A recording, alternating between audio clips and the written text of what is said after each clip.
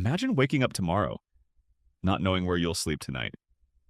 Now imagine waking up in a penthouse overlooking Manhattan, with more money than you could spend in 100 lifetimes.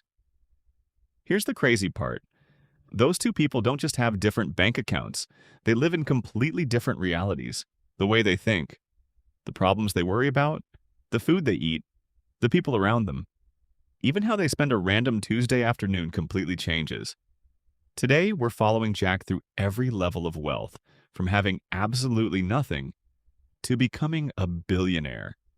You'll probably recognize yourself somewhere along the way, and one of these levels might completely change how you think about money forever. So, if you're trying to build wealth instead of just earning a paycheck, hit subscribe. Every week, we break down the psychology, habits, and money lessons that actually help you get ahead. Let's begin. Level 1. Homeless Jack owns one backpack. Inside it, a hoodie, a bottle of water, a phone that's almost dead, and $23. Every decision revolves around survival. Where can he charge his phone? Where can he sleep without getting kicked out? Should he spend $8 on food? Or save it for tomorrow? People often think being broke just means having no money. It doesn't. It means your brain never gets a break. Stress becomes permanent. Studies have shown that financial stress consumes mental bandwidth, making it harder to focus, plan, and make good long-term decisions. When survival is today's mission, tomorrow barely exists. Dreams are replaced by necessities. Level 2. Living paycheck to paycheck. Jack finally gets a job. 40 hours every week. He rents a tiny apartment with 2 roommates. Every Friday feels amazing. His paycheck arrives for about 6 hours. He feels rich, then rent leaves. Car insurance leaves. Phone bill leaves. Groceries leave. A few subscriptions quietly disappear. Suddenly, his checking account is back near zero. If his car breaks down, he's in trouble. If he gets sick, he's in trouble. One unexpected expense can erase months of progress. This is where millions of Americans live. From the outside, life looks normal. Inside, money controls every decision. Going out with friends? Maybe next paycheck. Taking a vacation? Not this year. Buying something nice? Only if nothing else goes wrong. Jack isn't poor anymore, but he isn't free either. Level 3. Stable years later, Jack gets promoted. Now he earns enough to pay every bill without panicking. His refrigerator stays full. His gas tank isn't constantly on empty. He finally sleeps better. And that's something people underestimate. Money doesn't buy happiness. But removing constant financial anxiety feels incredible.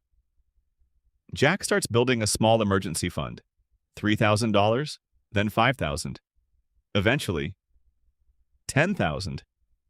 For the first time, life feels predictable. A surprise dentist bill doesn't destroy him anymore. A flat tire becomes an inconvenience, not a disaster. This is when people begin confusing comfort. With wealth, they're very different. At level 4, middle-class Jack upgrades. A nicer apartment, a newer SUV, weekend brunches, streaming subscriptions. Maybe a golden retriever. Life looks successful. Friends think he's doing great. But there's one invisible problem. Everything he owns him back. A bigger apartment means bigger rent. A nicer car means bigger payments. More expensive furniture, more insurance, more maintenance. His lifestyle quietly grows as fast as his income. This is called lifestyle inflation. It's one of the biggest reasons people making 6 figures still feel broke. Every raise disappears before they even notice it. Jack isn't buying freedom anymore, he's buying responsibilities. And responsibilities are expensive. Level 5. The first $100,000, then something changes. Instead of spending every raise, Jack starts investing every month, no matter what. At first, nothing happens. His portfolio barely moves. The numbers feel boring, it almost seems pointless. But then, compounding quietly begins doing what hard work alone never could. His investments start making money. Then those own gains. One morning, Jack opens his investment account. Balance: $102,481. Six figures. No fireworks, no confetti, no dramatic music. Just a number, but psychologically, everything changes. Because this is the first time money starts working while Jack is asleep. Instead of trading every hour for another dollar, his dollars begin creating more dollars. This is the moment many investors describe as the hardest milestone to reach.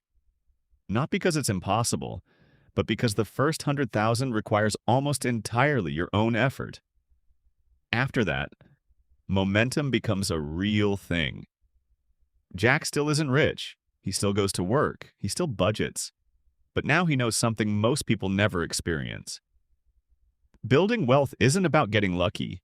It's about surviving long enough for time to finally join your side. And that's when the game completely changes. Level 6, Millionaire. A few years later, Jack looks at his net worth again. $1,004,327.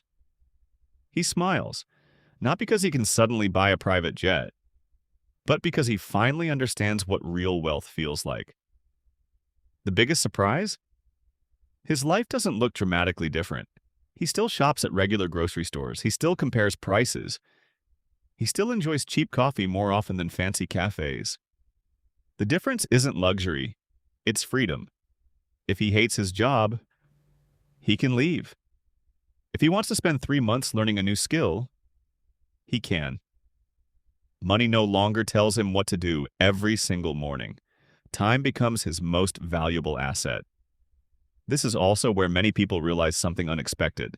The expensive watch, the flashy sports car, the giant house. They're fun for a while, but freedom never gets old. Level 7. Multi-millionaire Jack keeps investing. He starts a business, owns pieces of other businesses through the stock market, lets compounding keep doing its job.